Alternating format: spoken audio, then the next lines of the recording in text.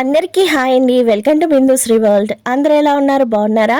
నేనైతే చాలా బాగున్నాను. మీరు కూడా చాలా చాలా బాగుండాలని మనస్ఫూర్తిగా భగవంతుడిని కోరుకుంటూ ఇవాళ నా మార్నింగ్ రొటీన్ని స్టార్ట్ చేసేసాను. ఈ మార్నింగ్ రొటీన్లో ఒక మంచి హెల్తీ బ్రేక్ఫాస్ట్ రెసిపీతో పాటు కొన్ని నాకు తెలిసిన హెల్త్ గురించి కొన్ని టిప్స్ అయితే తెలుసుకుందాము. అలాగే పిల్లల గురించి కూడా కొన్ని విషయాలు నాకు తెలిసినవి, నేను నా పిల్లల విషయంలో పాటించేవి, ఆహార నియమాలు కానివ్వండి, వాళ్ళు ఉండే విధానం కానివ్వండి, వాటి గురించి కూడా కొన్ని టిప్స్ ఇస్తాను. ఎక్కడా స్కిప్ చేయకుండా చూస్తున్నట్టయితే ఈ వీడియోలో మీకు చాలా యూస్ అయ్యే బోల్డ్ విషయాలు అయితే మాట్లాడుకుందాము.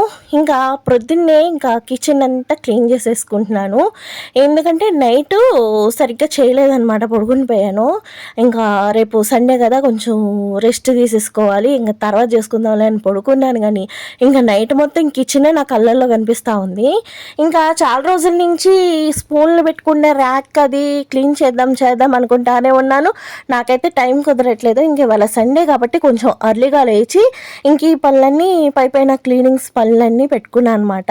ఈ స్పూన్లు వేసుకున్న ర్యాక్తో పాటు ఇంకా నాకు గ్యాస్ కట్ పక్కన ఒక ర్యాక్స్ ఉంటాయి కదా, అవి కూడా క్లీన్ చేసేసుకుంటా ఉన్నాను. చూస్తున్నారుగా, ఇంకా అంట్లు ఉన్నాయి. ఈ ఏరియా మొత్తం అంతా క్లీన్ చేయాలి. పొయ్యి కూడా ఉందన్నమాట. అంట్లు చూస్తుంటే భయం వేస్తుంది, ఎప్పుడు అవుతాయి ఏంటో అనేసి. ఇంకొన్ని ఇంకా ఈ ర్యాక్ అది కూడా నేను నీట్గా అయితే సదరేసుకున్నాను.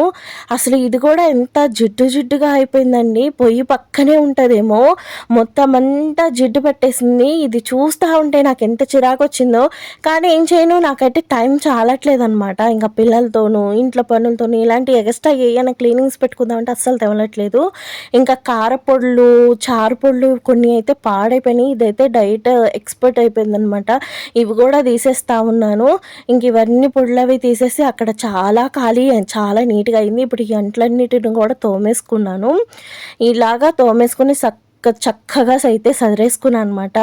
ఇలా కిచెన్ ఉంటే ఎంత బాగుంటుందో. ఇంకా అస్తమానం కిచెన్ ఇలాగే కనపడితే బాగుండు, కానీ అది అస్సలు జరగని పని అనమాట. మనం ఇలా క్లీన్ చేయగానే మళ్ళీ సింక్లో అలా అంట్లు అన్నవి పెరిగిపోతూ ఉంటాయి. నేను అనుకుంటూ ఉంటాను, తోమగాక ఒక 10 నిమిషాలైనా ఆ సింక్ ఖాళీగా ఉంటే బాగుండు అనుకుంటాను. కానీ నేను తోమి ఇలా పక్కకు తిరుగుతాను, ఈ లోపుగా అందులో టక పడిపోతానే ఉంటాయి అంట్లు అన్నవి. ఇంక ఈ లోపుగా అయితే పప్పు అయితే నానబోసుకుంటున్నాను, కడిగేసుకుంటున్నాను. నానబెట్టిన పప్పుని అడుగుతున్నాను.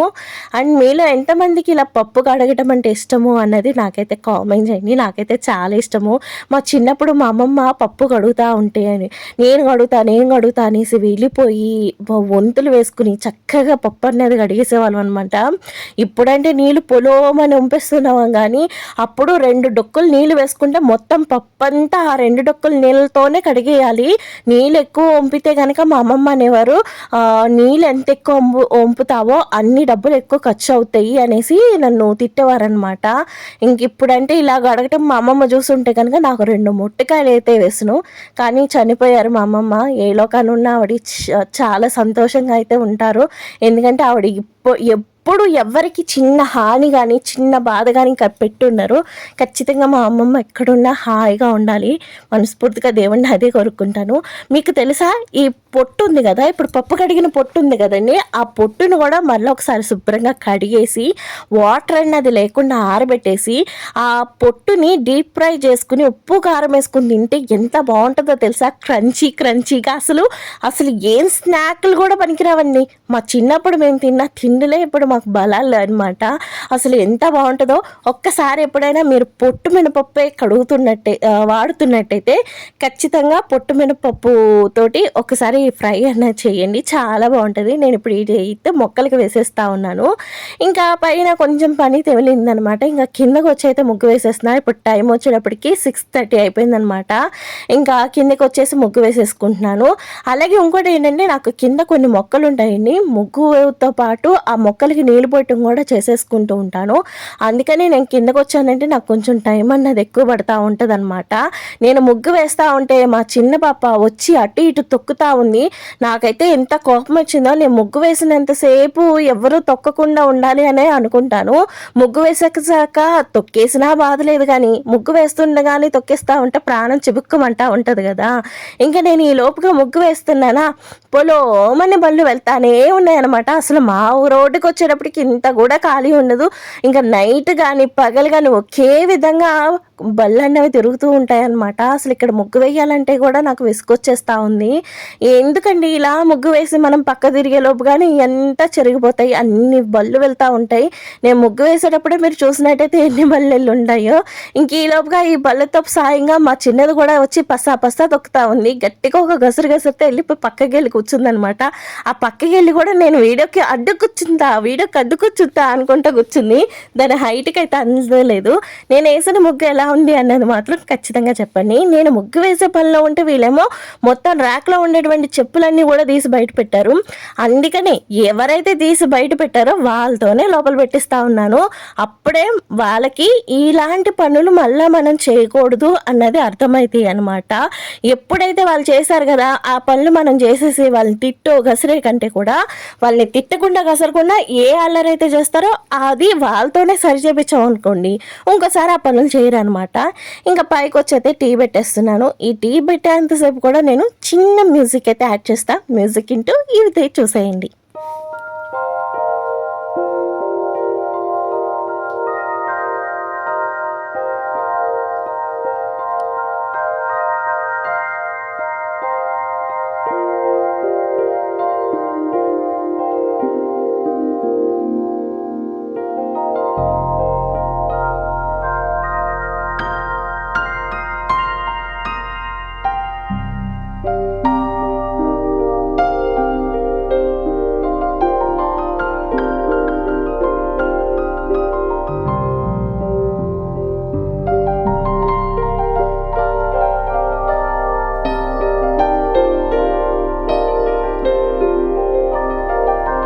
ఇంకా పిల్లలకి పాలు ఇచ్చేసాక అలాగే మా వారికి టీ ఇచ్చేసాక ఇప్పుడు నా టీనైతే వడగట్టేసుకుంటున్నాను.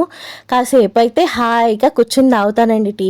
ఈ ఆదివారం ఒక్కరోజే నాకు పీస్ఫుల్గా కూర్చుని టీ తాగే టైం దొరుకుతుంది. ఇంకా మిగిలిన రోజులు అంతా పరుగులే అనమాట. ఎందుకంటే పాపను స్కూల్కి పంపించే టైం అంతా కాబట్టి గబగబా పరిగెత్తాలి. నేను టీ అన్నది చాలా లేట్గా హాయిగా కూర్చుని తాగుతూ ఉంటాను. కానీ మా ఇంట్లో మిగిలిన రోజుల్లో అదైతే చాలా కష్టమైన పని. ఇంకా టీ తాగేసి ఇంకా పప్పు అయితే గ్రైండ్ చేసుకుందామని అయితే వచ్చేసాను. ఇంక ఈ పప్పుతోటి ఇప్పుడు నేను చూపించే పిండితోటి ఎన్ని రకాలుగా వాడచ్చో, అలాగే ఇంకోటి ఏంటంటే షుగర్ ఉన్న వాళ్ళు కానీ బీపీ ఉన్న వాళ్ళు కానీ అలాగే ఎక్కువ కొలెస్ట్రాల్ ఉన్న వాళ్ళు కానీ అసలు హాయిగా తినచ్చండి. ఏ ఇబ్బంది ఉండదన్నమాట. అలాగే ఇప్పుడు నేను పప్పు గ్రైండ్ చేయడం కోసం అనేసి కూలింగ్ వాటర్ ఫ్రిడ్జ్లో పెట్టేసుకున్నాను. ఎందుకంటే నా గ్రైండర్ పాడైందండి. ఇంకా అది రిపేర్ అయ్యేదాకా కూడా నేను మిక్సీలోనే వాడుకోవాలన్నమాట. ఇంకా అందుకోసమే మిక్సీలో గ్రైండ్ చేయాలంటే కనుక మనకి పప్పు కొంచెం చల్లగా ఉండాలన్నమాట. గట్టిగా అది వేడిగా అయిపోయింది అంటే కనుక పప్పు తోడుకుపోతుంది. ఇంకా అందుకోసం అనేసి చల్లటి వాటర్ వేసి అయితే పప్పుని గ్రైండ్ చేసుకుంటా ఉన్నాను. చూసారా ఎంత ఫ్లఫీగా వచ్చిందో. చక్కగా ఇప్పుడు ఇదంతా నేను గ్రైండ్ చేసుకుని వేసేసుకుంటా ఉన్నాను. ఇప్పుడు ఇందులో మనం ఉప్మా రవ్వని అయితే కలుపుకోవాలి. యాక్చువల్గా అయితే ఇడ్లీ రవ్వను కలుపుకుంటాము. ఇడ్లీ రవ్వ వల్ల ఏంటంటే మనకి షుగర్ పెరగటమే కాకుండా మనకి ఎక్కువ పిండి పదార్థం అన్నది లోపలికి వెళ్ళిపోయి వెయిట్ అన్నది కలర్స్ అనేవి కూడా ఎక్కువ అయిపోతూ ఉంటాయి. ఇప్పుడు డైట్ చేసే వాళ్ళు కానీ షుగర్ ఉన్న వాళ్ళు కానీ ఇడ్లీ తినడానికి చాలా దడుస్తూ ఉంటారు. అదే నేను చూపించినట్టుగా మీరు ఒక్కసారి ట్రై చేస్తే డైట్ చేసే వాళ్ళు కానీ షుగర్ ఉన్న వాళ్ళు కానీ ఎలాంటి వాళ్ళైనా కానీ హాయిగా తినేయచ్చు. మనకి బొంబాయి రవ్వ ఉంటుంది కదా, బొంబాయి రవ్వ మనం ఇడ్లీ రవ్వని ఎలా అయితే కలుపుకుంటామో అదే విధంగా బొంబాయి రవ్వని కలుపుకోవాలన్నమాట. ఒక గ్లాసు పప్పుకి 2 గ్లాసుల రవ్వ అయితే తీసుకోవాలి. ఒకవేళ మీరు 3 గ్లాసులు కనుక తీసుకుంటే మనకి ఇడ్లీ అన్నది కొంచెం గట్టిగా వస్తుంది, అలాగే రవ్వగా ఉంటుందన్నమాట. ఇలా పిండి అన్నది మొత్తం అంతా కలుపుకోవాలండి. ఉండలు లేకుండా కలుపుకోవాలి. చెయ్యి కాదు గరిటెలతో వాటిలతో కాకుండా చేతితోనే కలుపుకోవాలన్నమాట. ఎందుకంటే మనం వేసింది తెల్ల రవ్వ కాబట్టి ఈ తెల్ల రవ్వ ఎక్కువగా గెడ్డల కింద ఉండిపోతుంది కాబట్టి మొత్తం అంతా ఓపిక్గా కలిపేసుకొని పెట్టుకున్నారంటే దీంతోనే మనం గారెలు వేయచ్చు, ఆ తర్వాత దీంతోనే మనం బజ్జీలు వేయచ్చు, దీంతోనే మనం ఊతప్పం వేయచ్చు, అలాగే గుంట పొంగనాలు వేయచ్చు, లేదంటారా చక్కగాను దోశలు వేసుకోవచ్చు, ఇడ్లీ వేసుకోవచ్చు. ఎన్ని రకాలుగా ఈ పిండిని వాడచ్చో. కాకపోతే మీరు చేయాల్సిన పని ఏంటంటే ఇలా గట్టిగానే ఉండాలన్నమాట. ఇందులో గనుక మీరు వాటర్ కలిపితే గనుక మనం ఇన్ని రకాలుగా ఈ పప్పుని వాడటానికి అవ్వదు. అదే మనం గనుక ఇలా గట్టిగా తీసుకుంటే మనకి ఎప్పుడు ఏది రెసిపీ కావాలి అనుకుంటే ఆ రెసిపీని ఒక్క పప్పుతో చేసుకోవచ్చనమాట. ఇది గనక ఒకటి ఉంది అంటే పిల్లలకి గానీ, పెద్దవాళ్ళకి గానీ ఎప్పుడు ఏది కావాలంటారో టక్కుమని తీసుకొని చేసేసుకోవచ్చు. నేను ప్రతిసారి కూడా ఇలాగే చేస్తూ ఉన్నాను. అండ్ ఇది వచ్చేటప్పటికి 2 టైమ్స్ నుంచి చేస్తూ ఉన్నాను. అంత ముందంతా నాకు తెలీదు. ఇది మా అక్క కేరళలో ఉంటారనమాట. ఆవిడ చెప్పారు. ఇంక ఇలాగ మా వారికి షుగర్ అన్నది ఎక్కువైపోతా ఉంది. ఆయనేమో ఇష్టంగా తినేది ఇడ్లీ అని చెప్తే, అయితే ఇలాగా తెల్ల రవ్వతో చెయ్యి బావుంటాయి అంటే ఫస్ట్ నేను ఇంట్లో ట్రయల్ ఏసాక నాకు బాగున్నాయి, బాగా కుదిరినియి అనుకున్నాకే మీకు చూపిస్తా ఉన్నాను. 100% మీరు చక్కగా వాడుకోవచ్చు. ఏ భయం అక్కర్లే. ఎంత టేస్టీగా ఉంటాయో మనం ఒకటి తినాలి అనుకున్న వాళ్ళం కాస్త 2, 3 తినేస్తాం. అంత బావుంటాయన్నమాట. అలాగే నేను ఇడ్లీకి ఎంత పలచగా కావాలో అంత పలచగాను, అలాగే దోసకి ఎంత పలచగా కావాలో అంత పలచగాను కలిపేసుకొని పెట్టేసుకున్నా. ఉప్పు అన్నది ఇప్పుడే కలుపుకుంటానండి. ముందస్తుగా ఉప్పు అయితే కలిపి పెట్టుకోకండి. ఇలాగా మనం ఎప్పుడైనా వేసుకునే ముందు మాత్రమే ఉప్పు కలుపుకుంటే మనకి పప్పు అన్నది పులిసిపోకుండా ఉంటుంది. చూసారా, నేను ఒకేసారి 2 రకాల పిండిలనైతే రెడీ చేసుకున్నాను. ఈ 2 తోటి ఇప్పుడు నేను దోస, ఇడ్లీ అయితే పెట్టుకొని చూపిస్తాను. అసలు ఎంత సాఫ్ట్‌గా వస్తాయో మీరు ఒక్కసారి ట్రై చేస్తే మీకే అర్థమవుతుంది. హెల్త్‌కి హెల్త్ అండ్ కొత్తగా తిన్నాము, కొత్తగా టేస్ట్ చేసాము అన్న ఫీల్ కూడా మనకుంటదనమాట. అసలు ఇడ్లీ కూడా గట్టిగా వస్తదని డౌటే అక్కర్లేదు. ఎంతో సాఫ్ట్‌గా వస్తది. నేను ఇంతలాగా ఎందుకు ఎక్స్‌ప్లెయిన్ చేస్తున్నానంటే, ఇప్పుడు కొత్త రెసిపీ మనం చూపిస్తున్నాము అంటేగా మీకు అర్థం కావాలి. అసలు ఇది ఎలా ఉంటది? అసలు బావుంటదా? బాగోదా? వ్యూస్ కోసం ఏమైనా చూపిస్తున్నానా? అన్న సందేహం మీకు రావచ్చు. ఇంకా అందుకోసమనే ప్రతీదీ కూడా నేను క్లియర్‌గా అండ్ పిన్ టు పిన్ ఎక్కడ ఫాస్ట్ ఫార్వర్డ్ కూడా పెట్టకుండా చూపిస్తా ఉన్నాను. ఎందుకంటే మీకు అర్థం కావాలి, నేను ఆ పిండితోనే చేస్తున్నాను అని మీకు తెలియడం కోసం అనేసి ఇంత డీటెయిల్గా, ఇంత లాగీగా చూపించాను. ఎవరు ఏమనుకోకండి. మీకు నచ్చకపోతే కనుక కొంచెం ఫాస్ట్ ఫార్వర్డ్ పెట్టుకుని అయితే చూసేయండి. ఇంక ఇడ్లీ కూడా పెట్టేసుకున్నాను కాబట్టి ఇడ్లీ కూడా నేను పొయ్యి మీద పెట్టేసుకుంటున్నా. ఇది ఉడికేలోపుగా ఏంటంటే నేను పచ్చడికైతే వేపేసుకుని పెట్టేసుకున్నాను. ఇప్పుడు పచ్చడి కూడా గ్రైండ్ చేసేసుకున్నా. దీంట్లోకి కొబ్బరి చట్నీ అయితే సూపర్గా ఉంటుంది. నేను పచ్చిమిరపకాయలు, పల్లీలు వేపేసుకున్నాను. అలాగే కొబ్బరి ముక్కలు కూడా సన్నగా కట్ చేసుకుని వేసుకున్నాను. ఇందులోనే ఒక 1/2 టేబుల్ స్పూన్ జీలకర్ర వేసుకుని, అలాగే రుచికి సరిపడగా పింక్ సాల్ట్ అనేది వేసేసుకున్నా.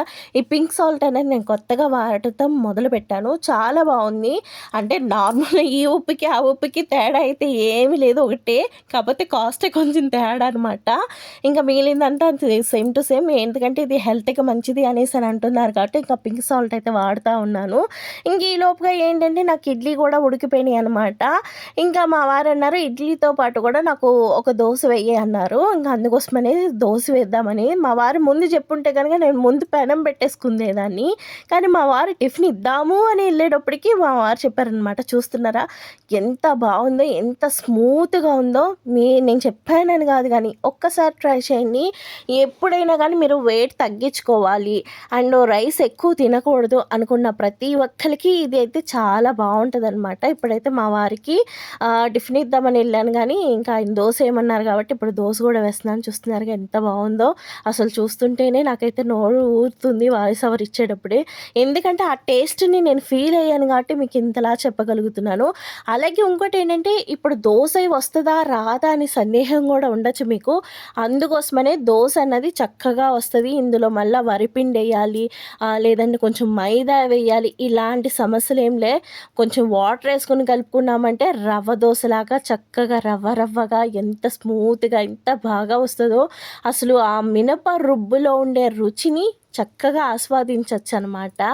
అలాగే ఇది లావుగా వేసుకోవాలేమో, దలసరిగా వేసుకోవాలేమో అన్న సందేహం కూడా ఏం అక్కర్లేదండి. పల్చగా మనం నార్మల్ దోశల్ని ఎంత పల్చగా వేసుకుంటామో అంతే పల్చగా వేసుకోవచ్చు. కాకపోతే దలసరిగా ఇష్టం కాబట్టి ఇంకా కొంచెం మందంగా వేసుకున్నా, కావాలంటే మీరు రేకులాగా కూడా వేసుకోవచ్చు అనమాట. ఇంకా ఒకదాని వెనకాల ఒకటి దోశ వేసేస్తున్నాను. ఇంకా నేను వేస్తూ ఉంటే మా వాళ్ళు ఖాళీ చేస్తూ ఉన్నారు. ఇంతే కదండి, మనం చక్కగా చేసి పెడతా ఉంటే, వాళ్ళు తృప్తిగా తింటే ఎంత కష్టమైనా, ఎంత శ్రమైనా వాళ్ళ కోసం పడాలి అనిపిస్తా ఉంటది. ఒక్కోసారి మనం ఏదైనా చేశాము అంటే అస్సలు తినకపోతారు చూడండి, అప్పుడు చాలా బాధ అనిపిస్తది. ఎందుకురా బాబు ఇంత కష్టపడి వాళ్ళ కోసం చేశాము, సరిగ్గా కూడా తినలేదు కదా అనిపిస్తా ఉంటది. ఇంకా లాస్ట్‌కొచ్చేటప్పటికి నాకు ఒక 3 దోసలు మిగిలినాయనమాట. నాకు ఇంకా ఆ 3 దోసలతోటి నేను కూడా చక్కగా తినేసాను. నాకు పచ్చడి ఎక్కువ ఉందంటే చాలు, ఒక దోస ఉన్నా సరిపోద్దనమాట. ఒక గిన్నెడు పచ్చడయి ఒక దోసతో అయినా తినేయగలుగుతాను. అంత పిచ్చి నాకు చట్నీ అంటే. అందుకోసమని నేను చట్నీ ఎప్పుడు గూడా అంతంత ఎక్కువ జేస్తా ఉంటాను. ఒక కామెంట్ వచ్చింది, "అక్క ఎందుకక్క అంత పచ్చడి జేసుకున్నారు" అనేసి. ఎందుకంటే నేను పచ్చడన్నది కొంచెం ఎక్కువ తింటాను. అందుకోసం అనేసి కొంచెం ఎక్కువగా పచ్చడన్నది గూడా చేస్తా ఉన్నాను. అలాగే ఈ లోపుగా నాకైతే పాలొచ్చినియనమాట. ఈ పాలు కాగే లోపుగా హాయిగా కూర్చొని ప్రశాంతంగా తింటాననమాట. ఇంక ఈ పాలనైతే సిమ్‌లో పెట్టేసుకొని నేను టిఫిన్ చేయడానికి వెళ్తున్నా. ఈ లోపుగా పాలు పొంగిపోకుండా చూడండి మీరే. సరేనా? నేనైతే చక్కగా కూర్చొని తినొస్తాను. దోసలైతే ఎంత సాఫ్ట్‌గా నోట్లో పెట్టుకుంటే వెన్న పూస కరిగిపోద్ది చూడండి, అలా కరిగిపోతున్నాయనమాట. ఇంక ఈ లోపుగా పాలు గూడా కాగిపోయినియి. ఇంకా పాలనైతే కట్టేసుకున్నాను. ఇంక ఈ లోపుగా ఏంటంటే ఇవాళ ఫ్రాన్స్ బిర్యానీ అయితే చేద్దామనుకుంటున్నాను. మీరు ఫ్రాన్స్ అనేవి ఉడకబెట్టకుండా ఉంటే వేరే ప్రాసెస్‌లో జేసుకోవచ్చు. అండ్ నేను ఫ్రాన్స్‌ని ఉడకబెట్టేసాను గాబట్టి ఈ ప్రాసెస్‌లో చూపిస్తున్నా. ఆనియన్స్, అలాగే అల్లం వెల్లుల్లి పేస్ట్, క కా కర్రీకి కావాల్సిన, గ్రేవీకి కావాల్సినయన్నీ గూడా చక్కగా రెడీ చేసి పెట్టుకున్నా. ఇంక ఈ కొత్తిమీర, పుదీనా కావాలి గాబట్టి ఇంక పైకొచ్చాను. ఇలా ఫ్రెష్‌గా అప్పటికప్పుడు కోసుకుంటే ఎంత బావుంటదో.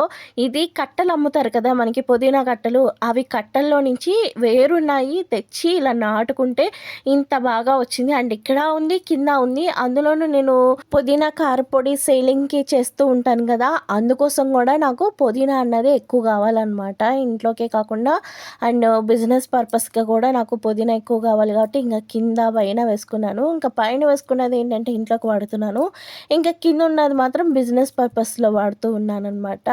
ఇగోండి కొత్తిమీర అయితే బాగా ముదిరిపోయి పూత గూడా వచ్చేసిందనమాట. ఈ పూతను గూడా గిల్లేసుకుంటా ఉంటే మనకి మళ్ళా కింద నుంచి కొత్త జిడ్లు వస్తా ఉంటాయి. అదే లేదు అలా గనక ఉంచేసాము అంటే చెట్టు అన్నది ముదిరిపోయి మనకి చెట్టు అన్నది పోతదనమాట. ఇంకా అలా చెట్టు పోకుండా మనకి ఇంకా ఉండాలి, అలాగే మనం కొత్తిమీర హార్వెస్ట్ చేసుకోవాలి అంటే ఆ వచ్చిన పూతను గూడా మనం గిల్లేసుకుంటా ఉంటే కొత్త కొత్త బ్రాంచెస్ అన్నవి కింద నుంచి వస్తా ఉంటాయనమాట. ఇది ఏసి చాలా రోజులయిపోతుందండి. ఈ కొత్తిమీర గూడా మనం బయట కొన్న కొత్తిమీరని కోసేసుకోగా ఇంకా కింద వేరులుంటే ఆ వేరులు తెచ్చి పైన పెట్టాము. దాని నుంచి అలా తీసుకుంటానే ఉన్నాం హార్వెస్ట్ అన్నది. ఇదిగోని చూసారుగా ఉల్లిపాయ అన్నది మనకి మొలకొచ్చేసిందని పైకి తీసుకొచ్చి అయితే పెట్టాను. ఇంకిప్పుడు దీనికైతే సీడ్స్ వచ్చినాయి అనేసి దాన్ని అలా ఉంచాననమాట. లేదంటే మనకి ఉల్లిపాయ అనేది తయారైపోయింది, హార్వెస్ట్ చేసుకోవచ్చు. ఇంకా పైన ఒక 2 బెండకాయ మొక్కలు పెట్టాను. వస్తాయా రావా అని వచ్చినాయి అనమాట.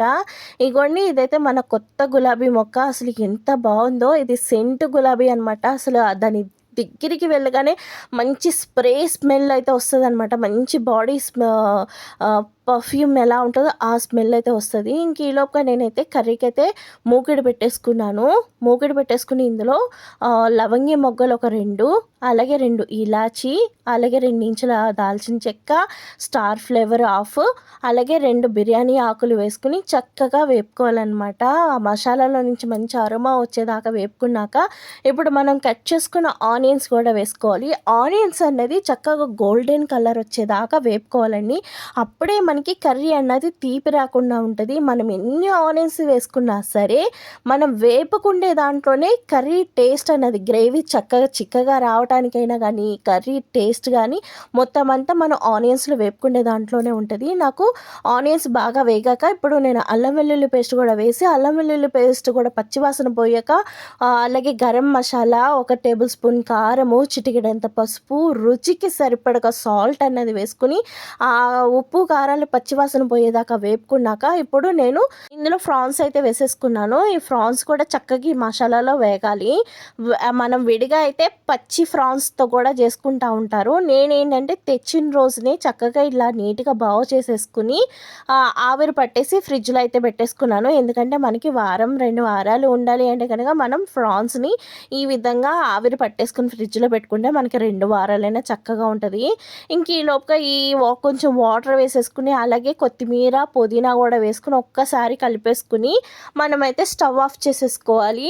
ఆఫ్ చేసుకుని ఇలా కర్రీ కుక్ చేసాక కూడా మనం ఒక హాఫ్ అన్ అవర్ ఇలా గ్రేవీని పక్కన పెట్టుకోవాలన్నమాట. అప్పుడే ఫ్రాన్స్లోకి గ్రేవీలో ఉండేటువంటి స్పైసెస్ అన్నీ వెళ్ళి మనకి బిర్యానీ అన్నది మంచి ఫ్లేవర్ తోటి ఆ ఫ్రాన్ తింటా ఉన్నా కూడా సూపర్ టేస్ట్ ఉంటుంది అనమాట. ఇప్పుడు నేను బిర్యానీ రైస్ కుక్ చేసుకోవడం కోసం అనేసి కొద్దిగా వాటర్ తీసుకుని అందులో 4 లవంగి మొగ్గలు, 4 ఇలాచీలు, ఒక 3 ఇంచుల దాల్చిన చెక్క, మరాఠీ మొగ్గ, అలాగే బిర్యానీ ఫ్లేవరు, నల్ల ఇలాచి, అలాగే వచ్చేటప్పటికి ఒక స్టార్ ఫ్లేవరు వేసుకున్నాను. అలాగే ఇందులో కొద్దిగా కచూరి మేతి, అలాగే ఒక గుప్పెడు పుదీనా కొత్తిమీర కూడా వేసుకున్నానండి. వేసుకున్నాక ఇప్పుడు రుచికి సరిపడగా సాల్ట్ వేసుకుని అలాగే గ్రైండ్ చేసుకున్న అల్లం వెల్లుల్లి పేస్ట్ ఒక 2 స్పూన్లు అయితే వేసుకుంటున్నాను. అలాగే ఇందులో బిర్యానీ మసాలా కూడా వేసుకోవాలండి. బిర్యానీ మసాలా కూడా ఒక్క టేబుల్ స్పూన్, అంటే పెద్ద టేబుల్ స్పూన్ నిండా బిర్యానీ మసాలా వేసుకుని ఒక్కసారి కలిపేసుకుని ఈ వాటర్ అనేది బాగా బాయిల్ అవ్వాలన్నమాట, బాగా మరగాలి. అప్పుడు మనం ఇందులో బిర్యానీ రైస్ ఒక్క హాఫ్ అన్ అవర్ పాటు నానబెట్టుకున్న బిర్యానీ రైస్ మొత్తం అంతా వేసేసుకోవాలి.